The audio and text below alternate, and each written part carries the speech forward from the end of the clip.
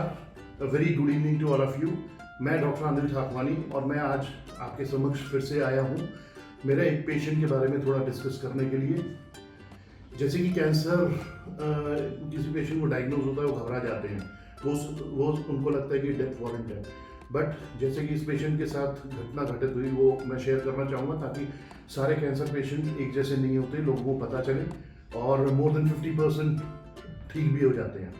तो मैं अपने एक पेशेंट के बारे में बताना चाहूँगा जो कि मेरठ से मेरे पास आया। उनका नाम मिस्टर अफजल अहमद है। वो पेशेंट काफ़ी परेशान था, काफ़ी दिल्ली एनसीआर में सारे हॉस्पिटल्स को ढूंढ के आया, लोगों ने काफ़ी उनको प्रोग्नोसिस बताई, डराया, ये वो सारा कुछ, और इसके अलावा ऑल्टरनेटिव थेरेपीज़ के लिए भी वो बात करके आया। फिर वो मेरे पास आया और वो मेरे पास इसलिए आया था क्योंकि ऐसे ही और भी पेशेंट थे जो पूरी तरह से ठीक हो चुके थे कैंसर के। उनसे डिस्कस करके वो मेरा नाम सुन के वो मेरे पास आया। एंड ये पेशेंट जो था ये करीब 50 ईयर्स ओल्ड था एंड इसको सीए लैरिंग्स था। सिंपल टर्म्स में बताना चाहूँगा, सीए लैरिंग्स हमारा वॉइस बॉक्स होता है, उसका कैंसर होता है जो कि अमूमन जो स्मोकर्स होते हैं उसमें कॉमन होता है। तो इनका स्टेज 1B स्टेज 2A के स्टेज में ये कैंसर था। एंड हम लोगों ने, ये पेशेंट आया, हमने बायोप्सीज की, हमने पेट स्कैन किया तो उसका स्टेटस देखा, मेटास्टैटिक प्रोफाइल देखा, हमने स्टेजिंग की, बायोप्सीज से हमने देखा कि किस तरह का कैंसर है, क्योंकि लैरिंग्स में भी काफ़ी तरह के कैंसर होते हैं और हर कैंसर का अलग अलग ट्रीटमेंट होता है हर स्टेज में। तो जो इनकी स्टेज आई वो थोड़ा सा अर्ली स्टेज थी एंड मैंने उनको दिलासा दिलाया।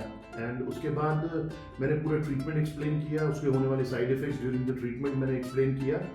पेशेंट काफ़ी घबराए हुए थे, बट बाद में जब मैंने उनको पूरा एक्सप्लेन किया कैसे कैसे साइड इफ़ेक्ट्स आएंगे और कैसे हम ट्रीट करेंगे, और तो हिम्मत करके उन्होंने पूरा ट्रीटमेंट शुरू कराया। मैंने इनका फोर्टिस नोएडा में ट्रीटमेंट दिया और शारदा हॉस्पिटल में।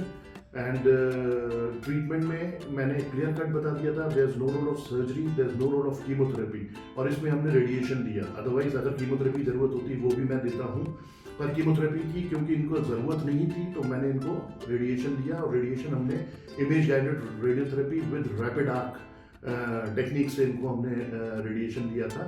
और करीब हमने 5 to 6 वीक्स तक इनको रेडिएशन दिया।